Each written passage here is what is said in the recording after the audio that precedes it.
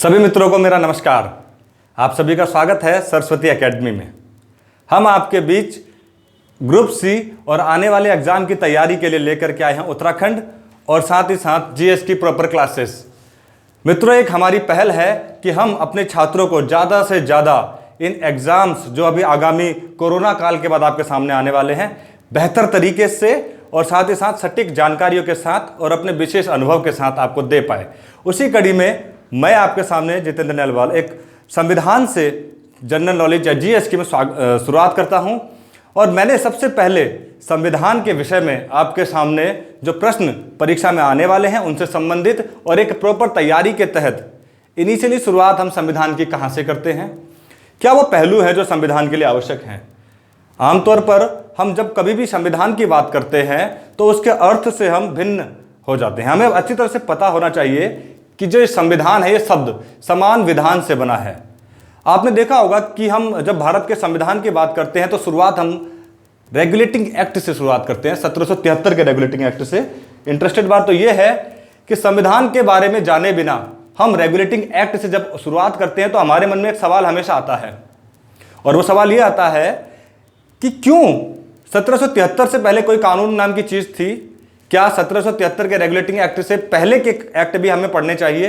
देखिए, जब आपके सामने राजतंत्र था तो वहां पर कानून नहीं, फरमान जारी किए जाते थे, आदेश पत्र जारी किए जाते थे। इसीलिए उनका लिखित ब्यौरा संधि और समझौतों के रूप में होता था। मगर 1773 से सारे क्षेत्र के लिए, सारी जनता के लिए एक जैसे नियम बनने जब शुरू हुए, तब से हम भारत के संविधान की कड़ियों को गिनते हैं। एक अंतर होता है एक फरमान में और एक डिफरेंस। फरमान और कानून में जो अंतर होता है वो बेसिकली यही होता है कि फरमान एक व्यक्ति अपनी राय और विचारधारा के आधार पर तय कर देता है, जो आमतौर पर राजतंत्र में चलता है। मगर यहां पर गौर करने वाली बात है कि कानून बनाने के लिए सबकी विधिक सलाह आवश्यक होती है और उस क्षेत्र की जनता, शासन और प्रशासन के बारे में अनिवार्य रूप से हमें जानकारी होनी चाहिए। जिस देश का भी हम संविधान लिखते हैं वो संविधान उस क्षेत्र की जनता पर शासन करने के लिए होता है। और इसमें इंटरेस्टेड बात तो यह है कि जनता की जरूरतों का, धार्मिक भावनाओं का पूरा ध्यान रखा जाता है। तो क्या 1773 के रेगुलेटिंग एक्ट में भारत की उस जनता का पूरा ध्यान रखा गया, या भारत के संविधान की शुरुआत करने से पहले बनने वाले इन नियमों में समान विधान की व्यवस्था की गई थी? अगर नहीं की गई थी तो क्यों क्या यह संविधान का ही हिस्सा हम कहेंगे? यानी कि हमारे मूल संविधान से पहले इनको पढ़ना अनिवार्य रहेगा। हम उन्हीं विषयों पर आज चर्चा करेंगे और भारत के संविधान को पढ़ने से पहले जानने की कोशिश करेंगे 1773 से लेकर के भारत स्वतंत्रता अधिनियम 1947 तक बने जितने भी हमारे कानून हैं। तो सबसे पहले हम शुरुआत करते हैं 1773 के रेगुलेटिंग एक्ट की बात करते हैं हम। ये वो पहला एक्ट था जो अंग्रेजों ने लिखित रूप में लिया था, या सीधे कहें तो भारत के इतिहास में पहली बार कमान अंग्रेजों ने अपने हाथ में ली थी इसी रेगुलेटिंग एक्ट के माध्यम से। 1764 के बक्सर के युद्ध के जीतने के बाद अंग्रेजों ने डायरेक्ट रूल करने की कभी सोची नहीं। अब क्योंकि वो व्यापारी थे, उनको राजस्व वसूलने में तो दिलचस्पी थी, मगर उस जनता के लिए कानून, शिक्षा व्यवस्था या नियम बनाने में कोई उत्साह नहीं था। उसके लिए वो भारतीय किसी भी अपने जो उनकी बात मानता हो या जो उनकी बातों को स्वीकार करता हो, इस तरह के आदमी को शासन सौंपकर सारा राजस्व वसूल कर खुद अमीर होना चाहते थे। मगर 1773 आते आते ऐसी परिस्थितियां बन गई कि अंग्रेजों ने खुद बंगाल की कमान अपने हाथ में संभाल ली। उन दिनों उनके पास 3 प्रेसिडेंसियां हुआ करती थी। कलकत्ता तो उनके पास था ही था, क्योंकि वो बक्सर का जब युद्ध जीत गए थे तो बंगाल में सबसे प्रभावशाली थे। बक्सर के युद्ध में उन्होंने न सिर्फ बंगाल को बल्कि मुगलिया सल्तनत के शाह आलम सेकंड तक को हराया था, और साथ ही साथ शुजाउद्दौला अवध से। उतने शक्तिशाली होने के बावजूद उन्होंने 1773 में कलकत्ता प्रेसिडेंसी को अपने अधीन किया और उसी के अधीन किया बंबई और मद्रास प्रेसिडेंसी को। तत्कालीन दौर में अगर देखा जाए तो मुंबई प्रेसिडेंसी को 1661 में पुर्तगालियों ने दहेज में दिया था अंग्रेजों को, और अंग्रेजी हुकूमत ने ईस्ट इंडिया कंपनी को वो 1668 में सौंपा था। तब से ये प्रेसिडेंसी अंग्रेजों के पास थी। वहीं मद्रास की अगर बात करें तो मद्रास 1639 में लीज पर लिया गया था अंग्रेजों के द्वारा, जिस पर 1640 में इन लोगों ने कब्जा कर लिया था। रेगुलेटिंग एक्ट की सबसे खासियत यह थी, इस एक्ट के तहत भारत ने पहली बार गवर्नर जनरल का रूल लागू किया गया, और भारत के पहले गवर्नर जनरल बनकर आए वॉरेन हेस्टिंग्स। यही वो व्यक्ति हैं जिन्होंने भारत के या हम कहेंगे भारत से पहले बंगाल के पहले गवर्नर जनरल होने का गौरव प्राप्त किया। और इसी के तहत शुरुआत हुई भारत में अंग्रेजी हुकूमत की। उनकी कार्यकारिणी में कुल 4 सदस्यों को मनोनीत किया गया और वो 4 सदस्य उस दौर में क्लेवरल, मानसन, बर्बर और फिलिप फ्रांसिस थे। फिलिप फ्रांसिस के साथ वॉरेन हेस्टिंग्स की शायद वो बॉन्डिंग नहीं थी जो अन्य के साथ हुआ करती थी। उस दौर में जब ये व्यापारी थे तो शायद इनका दिलचस्पी सिर्फ व्यापार में थी, अब न्याय व्यवस्था भी इनके हाथ में थी। तो न्यायपालिका का गठन किया गया और भारत का पहला सर्वोच्च न्यायालय कलकत्ता में ही बना और उसके पहले न्यायाधीश थे एलिजा इम्पे। ये इंटरेस्टेड बात है कि एग्जाम में कई बार आपके बीच पूछा जाता है। हम आपको पहले ही बता चुके हैं कि ग्रुप सी के लिए महत्वपूर्ण सवाल आपको लगातार बताए जा रहे हैं। भारत का पहला सर्वोच्च न्यायालय की स्थापना की गई थी कलकत्ता में और उसके पहले न्यायाधीश थे एलिजा इम्पे। उन दिनों इस न्यायालय में दीवानी और फौजदारी 2 तरह के मुकदमों को लिया जाता था। दीवानी मुकदमे राजस्व से जुड़े हुए करते थे और फौजदारी फौज से। जिस तरह से आपने मनसबदारी व्यवस्था को देखा था, मनसबदारी और दीवानी अकबर के शासनकाल में बताई गई थी। अभी हम इस पर और वीडियोस बनाएंगे जो आपकी हिस्ट्री से जुड़ी होंगी। हिस्ट्री में यानी इतिहास में हम इन विषयों पर अच्छे से चर्चा करेंगे कि मनसबदारी और अन्य व्यवस्थाओं में क्या अंतर था, इक्तादारी, मनसबदारी। फिलहाल आप देखेंगे तो कलकत्ता के इस न्यायालय में सभी के खिलाफ जो भी असंवैधानिक कार्यों के में लिप्त पाया जाता था या नियम के विरुद्ध था, उनके खिलाफ मुकदमे दायर किए जाते थे। मगर इसमें एक संशोधन किया गया 1781 में, जब ब्रिटिश हुकूमत को यह लगा कि उनके शासन में न्यायालय अवरुद्ध हो सकता है या न्यायालय की वजह से उनके खिलाफ मुकदमे दायर हो सकते हैं, जिस तरह की वह ज्यादातर हिंदुस्तानियों के साथ करते थे, शायद न्यायालय में जाकर के न्याय की मांग हिंदुस्तानी करें। तो उसका एक समाधान ईस्ट इंडिया कंपनी ने निकाला 1781 में। यहां पर आप देखेंगे तो न्यायपालिका में अगर आपको कभी कलकत्ता के हाई कोर्ट के खिलाफ जाना होता था या आपको लगता था कि कलकत्ता का कोर्ट सही निर्णय नहीं दे रहा, तो आपको लंदन की प्रिवी काउंसिल में जाकर के उसके विरुद्ध अपील दायर करनी होती थी। अब उन दिनों पर जो अमीर भारतीय थे, शायद बहुत कम संख्या में, वही इतनी सामर्थ्य रखते थे कि लंदन में जाकर के अंग्रेजों के खिलाफ बिगुल बजाएं।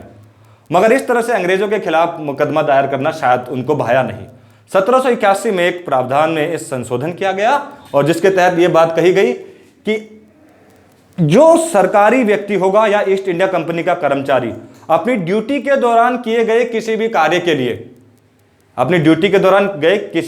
के लिए संविधान हाईकोर्ट में चैलेंज नहीं किया जाएगा, यानी उनके खिलाफ किसी भी तरह का मुकदमा नहीं किया जाएगा अगर उसने सरकारी पद की हैसियत से वो कार्य किया हो। तो हिंदुस्तानियों के लिए ये रास्ते बंद कर दिए गए कि अगर ईस्ट इंडिया कंपनी के रूल में लिखा है अन्याय, तो वह अन्याय करेगा और उसके खिलाफ आप मुकदमा दायर नहीं कर सकते। अगर ईस्ट इंडिया कंपनी कहती है कि 70% टैक्स दीजिए, चाहे वो न्यायपूर्ण नहीं है, तो आपको 70% देना होगा। उसके लिए कोई भी कार्यवाही ईस्ट इंडिया कंपनी करती है तो वह सरकारी पद की हैसियत से करती है, उसके खिलाफ आप अपील नहीं कर सकते।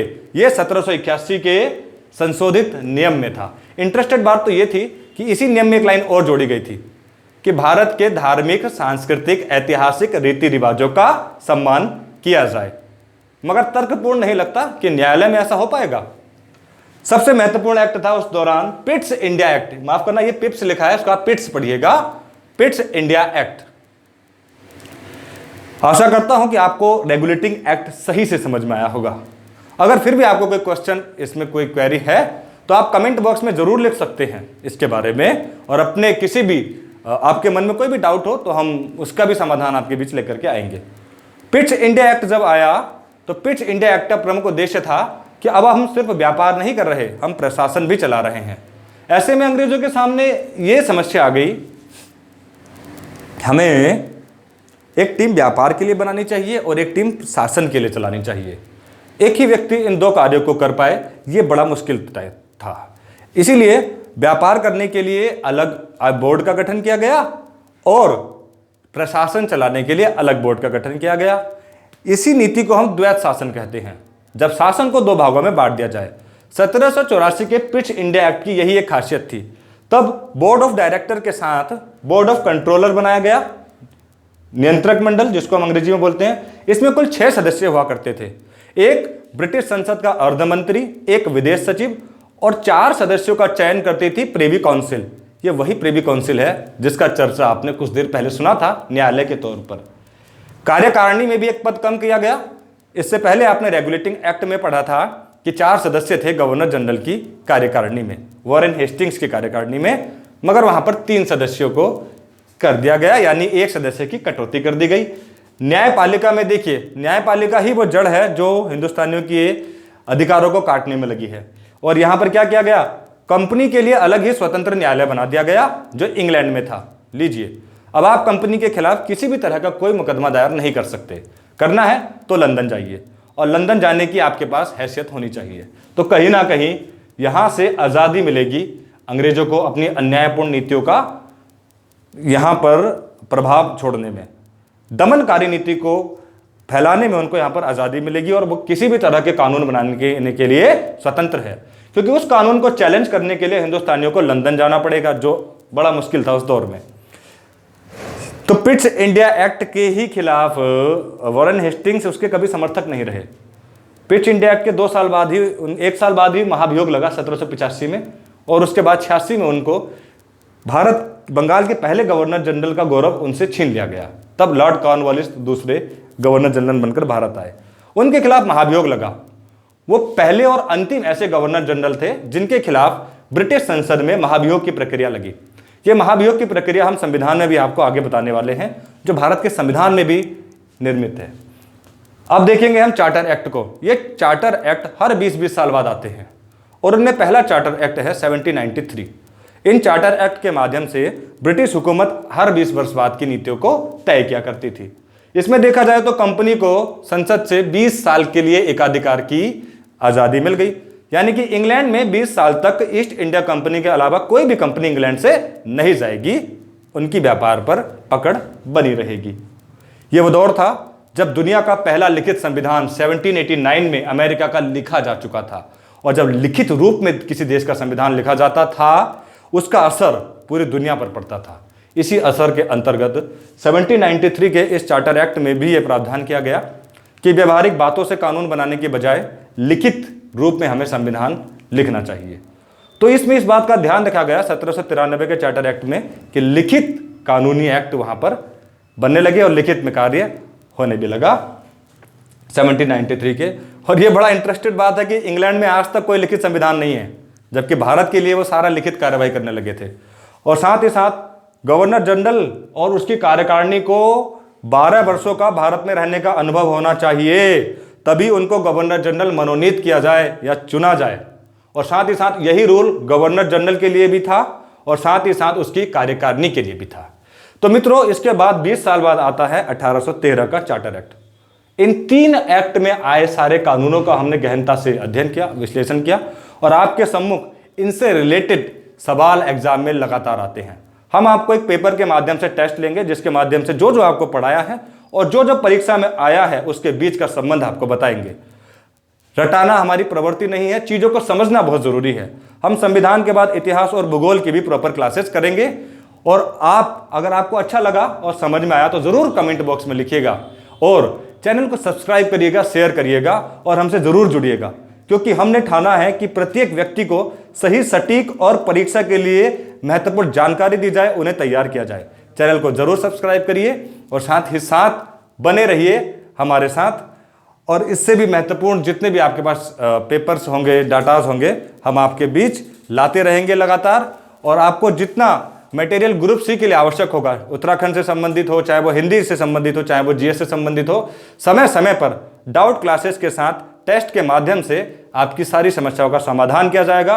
और आगामी पेपर्स में याद रखिएगा, हमारा लक्ष्य है कि हम लगभग 100 से अधिक बच्चों का यहीं से चयन कराएं, और इसी के माध्यम से हमें मिशन 100 को पूरा कंप्लीट करके आपके बीच लाना है।